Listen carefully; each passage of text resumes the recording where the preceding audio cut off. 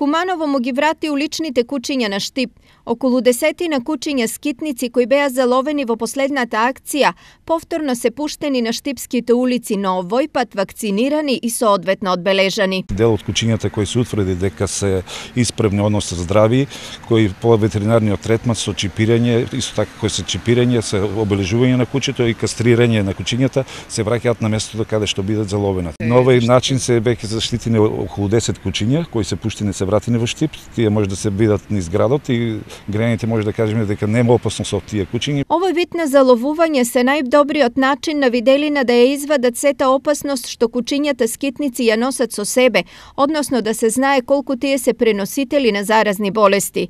Ова е исклучително важно зашто во Штип веќе е регистриран еден случај на заболен од лишманија. Дали последната акција на заловување на кучиња скитници го потврди присуството на опасниот вирус кај нив? Во последната тура кучиња што се фанили немаше појавена лишманиоза, меѓутоа во претходните имаше 3 кучиња од оваа болест која се третирани соодветно законот, се врши погубување на истите кучиња.